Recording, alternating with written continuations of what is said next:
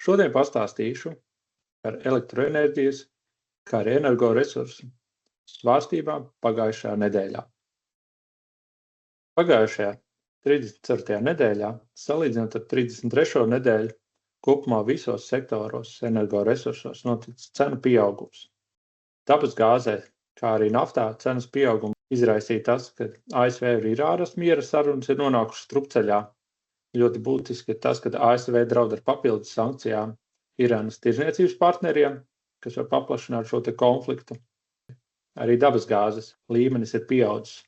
Pagājušā nedēļā sasniedz jau 65 eiro par megavatstundu. Neiepriecošs ir fakts, ka Eiropas dabasgāzes krājuma līmenis ir zemāks nekā iepriekšējā sezonā.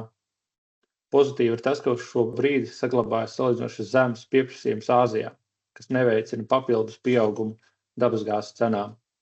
No negatīviem faktoriem vēl joprojām karstums un sausums Eiropā, kas samazina atjaunīgo resursu izstrādes apjomus. Tā, protams, arī emisiju kvotas cenas seko pavisam nelielu pieaugumu, ņemot vērā, ka ir ļoti liels pieprasījums gan ogļu izstrādē, gan dabasgāzes izstrādē, lai sektu nepieciešamo elektroenerģijas pieprasījumu. No tādiem ārējiem laikapstākļu faktoriem tad arī šajā nedēļā joprojām Eiropā prognozēta gaisa temperatūra virs normas, paralēli tam arī prognozēta zemāka saules un arī vēja izstrāde, kā arī iespējami anomālijas, kā redzam arī pagājušā nedēļā notikusā nedēļas nogalē šī vētra. Ja mēs skatāmies elektroenerģijas spot tirgu, tad pagājušā nedēļā piedzīvoja salīdzinoši lielu cenu lēcienu, kas būtībā saistīts ar to, ka bija ļoti nokritusies vēja un saules izstrādes apjomi.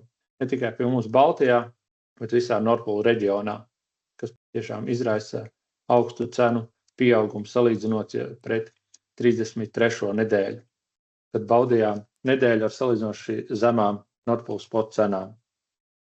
Ja skatāmies nākotnes finanšu kontraktiem nākamajam gadam bāzes piegādēm, tad kopēji arī piedzīvots ne tikai Ziemeļvalstu sistēmas cenai, bet arī Somijas, Zviedrijas, Polijas un Vācijas kontraktiem neliels līdz pat 2 līdz 5 eiro par megavatstundu pieaugums, kas sasaistās gan ar ASV un Irānas krīzes paildzināšanos, kas izraisa šo elektroenerģijas nākotnes kontraktu cenu kāpumu, kā arī no tā, ka Ziemeļvalstīs tiek prognozēts zemāki ūdens rezervāru aizpildījuma līmeņi, kas nozīmē mazāk izstrādes tieši no hesiem, kas būtu papildus nepieciešama izstrāde atkal no dabasgāzes vai ogļu stacijām.